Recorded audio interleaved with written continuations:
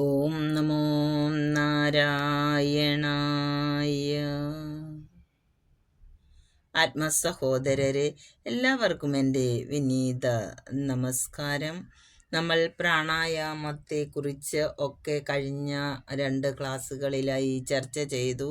ഇന്ന് നാം പോകുന്നത് അതിൻ്റെ സാധനയിലേക്കാണ്. അപ്പോൾ സാമാന്യമായി ഉണ്ടാകുന്ന നമ്മളുടെ രോഗങ്ങളെ ഇല്ലാതാക്കാനും ഉണ്ടായ രോഗങ്ങളെ നിയന്ത്രിച്ച് നിർത്താനും പ്രാണായാമാഭ്യാസം നമ്മെ സഹായിക്കും. അതിനുവേണ്ടിയാണ് നാം ഇത് പഠിക്കുന്നത് തന്നെ, അല്ലേ?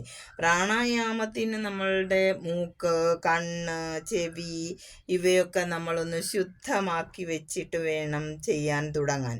ഏതെങ്കിലും ഒരു ധ്യാന ആസനം നമുക്ക് തിരഞ്ഞെടുക്കാം. വജ്രാസനമോ പദ്മാസനമോ സിദ്ധാസനമോ നമ്മൾക്ക് ഇരിക്കാൻ പറ്റിയ ഒരു സുഖാസനമോ ഒക്കെ തിരഞ്ഞെടുക്കാം. പക്ഷെ നട്ടെല്ല് നിവർന്നിരിക്കണം. ശിരസും നട്ടെല്ലും ഒരേ നേർരേഖയിൽ ഇരിക്കണം.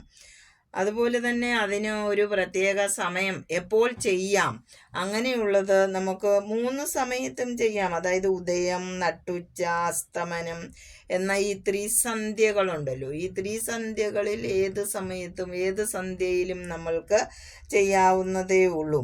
എന്നാലും നമ്മൾക്ക് ആദ്യത്തെ പ്രഭാത സന്ധ്യയാണ് ഏറ്റവും ഉത്തമമായ അന്തർശുദ്ധിക്കായിട്ട്. ഇപ്പോൾ ഈ പ്രാണായാമം തുടങ്ങുന്നതിന് മുൻപ് ആയിട്ട് നമ്മൾക്ക് പ്രണവമന്ത്രം ഉച്ചരിക്കാം. ഏതെങ്കിലും ഒരു മുദ്രയും ഉപയോഗിച്ച് കുറച്ച് സമയം നമ്മൾക്ക് ആ പ്രാണായാമം ഓം എന്ന മന്ത്രം, പ്രണവമന്ത്രം നമുക്ക് ഉച്ചരിക്കാൻ സാധിക്കും. ഇനിയും രോഗനിവാരണത്തിനായിട്ട് സാധാരണ രോഗങ്ങൾക്കൊക്കെ അത് ഇല്ലാതാവാനും അത് വന്നാൽ അതിനെ നിയന്ത്രിച്ച് നിർത്താനും വേണ്ടി 7 പ്രാണായാമ വിധികളാണ് സാധാരണയായിട്ടുള്ളത്. അത് ഭസ്ത്രിക, കപാൽഭാതി, ത്രിബന്ധ് കപാൽഭാതി, അനുലോമ വിലോമം, നാഡീശോധനം, ഭ്രമരി, പ്രണവം. ഇങ്ങനെയാണ് 7 സപ്ത പ്രാണായാമങ്ങൾ. അതിലെ ഒന്നാമത്തേത് ഭസ്ത്രികയാണ്. ഈ ഭസ്ത്രിക പ്രാണായാമം ദീർഘവും ഹ്രസ്വവുമായി മൂലാധാരം വരെ നമ്മൾ ദീർഘമായിട്ട് ഇങ്ങനെ ശ്വാസം വലിക്കണം. അത് കുംഭകമില്ലാതെ അതേ വിധം നിശ്വാസവും നടത്തുക, പുറത്തേക്ക് തന്നെ വിടുക. ഇതേ വിധം നമ്മൾക്ക് 8 തവണ. ബാഹ്യ കുംഭകമോ ആന്തരിക കുംഭകമോ ഇല്ല. കുംഭകം നമുക്കറിയാം, അല്ലെ? ശ്വാസം എടുക്കുന്നതിന് പ്രേരകമെന്നും അത് കുറച്ച് സമയം നിലനിർത്തുന്നതിന് കുംഭകമെന്നും പുറത്തേക്ക് വിടുന്നതിന് രേചകമെന്നുമാണ് നാം പഠിച്ചത്. അപ്പോൾ ഇതേ വിധം ഇങ്ങനെ കുംഭകം രണ്ടുമില്ലാതെ തന്നെ ബാഹ്യ കുംഭകം ആന്തര കുംഭകം എന്ന് പറയുന്നത് ആദ്യം ബാഹ്യമായ പ്രേരകത്തിന് ശേഷം എടുക്കുന്നത്. അതായത് നമ്മൾ ശ്വാസം എടുത്തതിന് ശേഷം നിലനിർത്തുന്നതാണ് ബാഹ്യകുംഭകം. എന്നാൽ ശ്വാസം പുറത്തേക്ക് വിട്ടതിന് ശേഷം നമ്മൾ ശ്വാസം എടുക്കാതെ ഇരിക്കുന്ന ആ കുംഭകത്തിന് പറയുന്ന പേരാണ് ആന്തര കുംഭകം, അല്ലെങ്കിൽ ആഭ്യന്തര കുംഭകം എന്നൊക്കെ പറയാറുണ്ട്. ഇത് 8 പ്രാവശ്യം ഇങ്ങനെ ഇതൊന്നുമില്ലാതെ നമ്മൾ കുംഭകമില്ലാതെ എടുക്കുക, വിടുക. മൂലാധാരം വരെ ശ്വാസം വലിക്കുന്നു, അങ്ങനെ തന്നെ പുറത്തേക്ക് വിടുന്നു. ഇത് ഒരു 8 പ്രാവശ്യം ചെയ്തതിന് ശേഷം 9ാമത്തെ പ്രാവശ്യം പ്രേരകത്തിന് ശേഷം നമ്മൾ കുംഭകം ചെയ്യുന്നു. ആ കുംഭകം എത്ര സമയം നമ്മൾക്ക് പിടിച്ചു വെക്കാൻ സാധിക്കും അത്രയും, നമ്മളുടെ കഴിവ് എത്ര നേരം നമ്മൾക്ക് വെക്കാൻ പറ്റുന്നുണ്ട് അത്രയും സമയം കുംഭകം ചെയ്യുക. അതിനുശേഷം ആ കുംഭകം അങ്ങനെ കുറേ സമയം പിടിച്ചു വെക്കുമ്പോൾ നമ്മൾക്ക് പെട്ടെന്ന് അങ്ങ് ശ്വാസം തിരിച്ച് പുറത്തേക്ക് വിടണം എന്ന തോന്നലുണ്ടാകും. എന്നാൽ അങ്ങനെ ചെയ്യാതെ വളരെ സാവധാനത്തിൽ ദീർഘമായിട്ട് വേണം രേചകം ചെയ്യാൻ.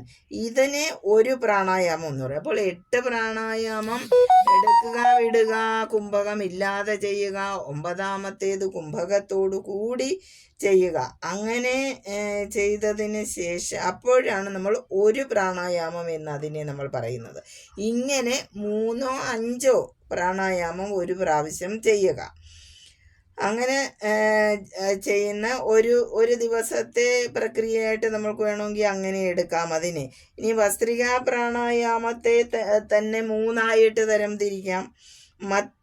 മധ്യഭസ്ത്രികാ പ്രാണായാമം എന്നും, അതുപോലെ അതിൽ പ്രേരകവും രേചകവും 2 നാസികാപുടവും തുറന്നുകൊണ്ടായിരിക്കും. മധ്യം ചെയ്യുമ്പോൾ എപ്പോഴും രണ്ടിൻ്റെയും മധ്യത്തു കൂടി അങ്ങനെ ശ്വാസം കയറി പോകുന്നു എന്നുള്ളതാണ് അതിൻ്റെ അർത്ഥം തന്നെ.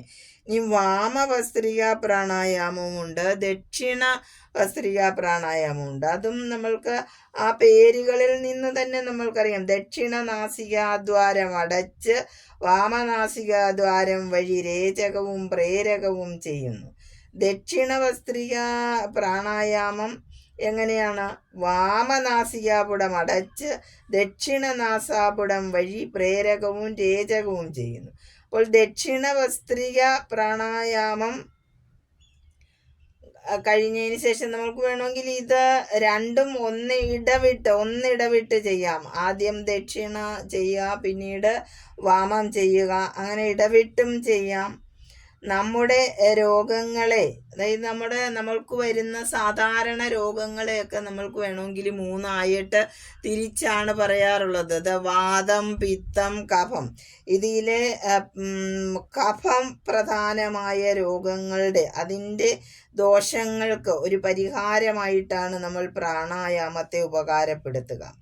രണ്ടാമത്തേത് കപാൽഭാതി പ്രാണായാമം. ഇതൊരു ഹ്രസ്വ പ്രാണായാമമാണ്.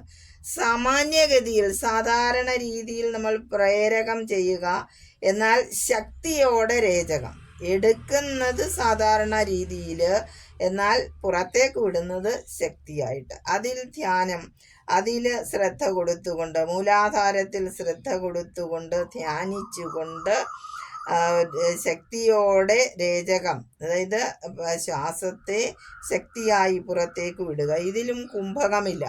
ഈ പ്രാണായാമത്തിനും മധ്യം, വാമം, ദക്ഷിണം എന്ന് 3 രീതികളുണ്ട്.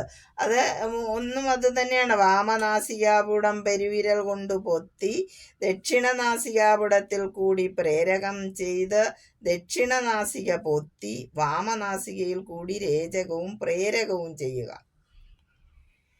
പിന്നീട് വാമനാസിക പൊത്തി ദക്ഷിണ നാസികയിൽ കൂടി ശക്തിയായി രേചകവും പ്രേരകവും ചെയ്യുക. ഏറ്റവും ചെറിയ ശ്വാസം, ഹ്രസ്വമായവയായിരിക്കണം ശ്വാസം, പക്ഷെ ശക്തമായിട്ട് പുറത്തേക്ക് വിടും. ഇങ്ങനെ ഒരു 10-20 തവണ നമ്മൾ ചെയ്യുക. അങ്ങനെ ചെയ്തതിന് ശേഷം 10-20 പ്രാവശ്യം മധ്യ കപാൽഭാതി പ്രാണായാമവും ചെയ്യാം. മധ്യം എന്ന് പറയുമ്പോൾ 2ലൂടെയും, ആദ്യം ഓരോന്നിലൂടെ, 2ലൂടെ, പിന്നെ 1 ഇടവിട്ടും. ഇതെല്ലാം ഇതിന് ഹൃദയം, മസ്തിഷ്കം, കിഡ്നി എന്നിവയ്ക്കുള്ള കഫദോഷങ്ങൾ എല്ലാം തന്നെ ഈ കഫദോഷങ്ങൾക്കും പ്രയോജനപ്രദമാണ്. മസ്തിഷ്കം, ഹൃദയം, കിഡ്നി എന്നിവയ്ക്കും ഇത് പ്രയോജനപ്രദമാണ്. ഗുണപ്രദമായ ഒരു പ്രാണായാമ സമ്പ്രദായമാണ് ഇത്. ശരിക്കും പറഞ്ഞാൽ ഒരു ആന്തരിക ശുദ്ധീകരണം എന്ന് നമ്മൾക്ക് പറയാവുന്നതാണ്. ത്രിബന്ധ കപാൽഭാതി പ്രാണായാമം. മൂലബന്ധം, നാഭീബന്ധം, ഗളബന്ധം കൂടി ചെയ്യുന്ന കപാൽഭാതി പ്രാണായാമമാണിത്. മൂലാധാരം, നാഭി, ഗളം എന്നിവയൊക്കെ നമ്മൾ അടച്ചു പിടിക്കും. അതായത് മൂലാധാരത്തെ നമ്മൾ ശക്തമായി അടച്ചു പിടിക്കുന്നു. നാഭിയിൽ നമ്മൾ ബ്രഹ്മമുദ്ര കൊണ്ട് 2 കൈയും കൊണ്ട് നമ്മൾ നാഭി ഭാഗം അവിടേക്ക് പ്രാണൻ സഞ്ചരിക്കാതെ അടച്ചു വെക്കും. അതുപോലെ ഗളം, കഴുത്തും നമ്മൾ താടി കൊണ്ട് എല്ലായിടവും ലോക്ക് ചെയ്തതിന് ശേഷം, ഈ 3 ബന്ധങ്ങളും ചെയ്തതിന് ശേഷം പ്രാണവായു പ്രവാഹം നാഡികളിൽ കൂടി മാത്രമാക്കുന്നു. അങ്ങനെ നാഡികൾക്ക് പ്രാണവായു കൂടുതലായി ലഭിക്കുമ്പോൾ നാഡികൾക്ക് ഉണർവുണ്ടാകും. അനുലോമ വിലോമ പ്രാണായാമം സാവധാനത്തിൽ തുടങ്ങി ഇതിൻ്റെ ശക്തിയല്ല, അതിൻ്റെ മാത്ര കൂട്ടി മധ്യഗതിയിലേക്ക് കടന്ന് പിന്നീട് തീവ്രഗതിയിലെത്തിക്കുന്ന രീതിയാണ് ഈ അനുലോമ വിലോമത്തിനുള്ളത്. അത് പ്രേരകം, കുംഭകം, രേചകം അതോരോ അനുപാതത്തിൽ ഒക്കെ ചെയ്യാം. 1:4:2 എന്ന, അതായത് 1:4:2 എന്ന അനുപാതത്തിൽ വേണം അത് ചെയ്യാൻ. ഇതിനും മധ്യം, വാമം, ദക്ഷിണം എന്ന് 3 പിരിവുകളുണ്ട്. അത് മൂലബന്ധം, നാഭീബന്ധം ഉൾപ്പെടുത്തി ചെയ്യാം. സമസ്ത നാഡികൾക്കും അത്യന്തം ഗുണകരമാണ് ഈ അനുലോമ വിലോമം. അതാണ് അങ്ങനെയുള്ള പേര് തന്നെ അതിന് കൊടുത്തേക്കുന്നത്. നാഡികൾക്ക് ഗുണപ്രദമായ, അത്യന്തം ഗുണകരമായതാണിത്. നാഡീശോധന പ്രാണായാമം ഉണ്ട് അടുത്തത്. ഇതും അനുലോമ വിലോമം പോലെ തന്നെയാണ്. ഇതിൻ്റെ ഗുണവും അത് തന്നെയാണ്. നാഡി ശുദ്ധി ചെയ്യുക എന്നത് തന്നെയാണ് ഇതിൻ്റെയും ഉദ്ദേശം. ഇത് മന്ദഗതിയിൽ വളരെ ദീർഘമായിരിക്കണം. ഇത് മന്ദഗതിയിലാണ് ചെയ്യുന്നത്. ഈ നാഡീശോധനം ചെയ്യുന്നത് അനുപാതമൊന്നും വെച്ചല്ല, അത് വളരെ ദീർഘമായിരിക്കണം. നല്ല ദീർഘമായിട്ട് ശ്വാസം ഉള്ളിൽ ഉൾക്കൊണ്ട് വളരെ പ്രേരകത്തിനും രേചകത്തിനും നമ്മൾ മൂലാധാരത്തിൽ ധ്യാനിക്കുകയും വേണം. ശ്വാസമെടുത്തതിന് ശേഷം വളരെ സാവധാനത്തിൽ, മന്ദഗതിയിൽ, എന്നാൽ അങ്ങനെ നല്ല ദീർഘമായിട്ട് എത്ര സമയം കൊണ്ട് അത്രയും ശ്വാസത്തെ നമ്മൾക്ക് പുറത്തേക്ക് വിടാം. അതേ രീതിയിലായിരിക്കണം ഈ നാഡീശോധന പ്രാണായാമം ചെയ്യേണ്ടത്. ഇനി ഭ്രമരി പ്രാണായാമം, ഇത് ശബ്ദത്തോടെ ചെയ്യുന്നത് കൊണ്ടാണ് ആ ഭ്രമരി എന്ന പേര്. ഭൃങ്കന്റെ ശബ്ദം, അതായത് പ്രാണായാമം ഭ്രമരീനാദം, വണ്ട് മൂളുന്ന ശബ്ദം. ആ ശബ്ദം പ്രേരകത്തിലും രേചകത്തിലും ഒരേ സ്വരത്തിലാകണം. രണ്ടിടത്തും നമ്മൾ അവിടെ ശബ്ദം ഇത്തിരി കൂട്ടി പറഞ്ഞു, ഇവിടെ ശബ്ദം കുറച്ച്, അങ്ങനെയാകാൻ പാടില്ല. രണ്ടും ഒരേ സ്വരത്തിലാകണം. ഇത് ബ്ലഡ് പ്രഷർ ഉള്ളവർക്ക്, ബ്ലഡ് പ്രഷറിനെ ഒരേ നിശ്ചിത മാത്രയിൽ നിലനിർത്താൻ സഹായിക്കുന്നതാണിത്. അതായത് BP-യുടെ ഏറ്റക്കുറച്ചിലുകളുള്ള ആൾക്കാർ കൃത്യമായി ഈ ഭ്രമരി പ്രാണായാമം ചെയ്തുകൊണ്ടിരുന്നാൽ അതിൽ ഏറ്റക്കുറച്ചിലുകൾ ഇല്ലാതാകും. അറിയാമല്ലോ, വലത് കൈയുടെ 2 കൈകളുടെയും പെരുവിരലുകൾ ചെവിക്കുള്ളിൽ വെച്ച് അവസാനത്തെ 3 വിരലുകൾ കൊണ്ട് കണ്ണുപൊത്തി ഒരു വിരൽ, ചൂണ്ടുവിരൽ പുറത്ത് വെച്ചുകൊണ്ട് നമ്മൾ നേരെ ഇരുന്നിട്ട് ഈ എന്ന ശബ്ദം, വണ്ട് മൂളുന്നതായ ശബ്ദം തൊണ്ടയിലൂടെ പുറപ്പെടുവിക്കുന്ന രീതിയാണ് ഭ്രമരി പ്രാണായാമം. അത് ബ്ലഡ് പ്രഷർ ഉള്ള എല്ലാവർക്കും ചെയ്യാം.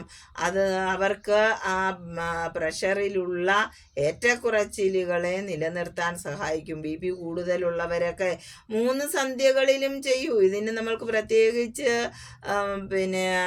empty stomach അത്ര സമയം വേണം. ആഹാരം കഴിച്ച് 2 മണിക്കൂറിന് ശേഷം 3 സന്ധ്യകളിലും ചെയ്യാം, അല്ലെങ്കിൽ ആഹാരം കഴിക്കുന്നതിന് മുൻപ് ചെയ്യാം.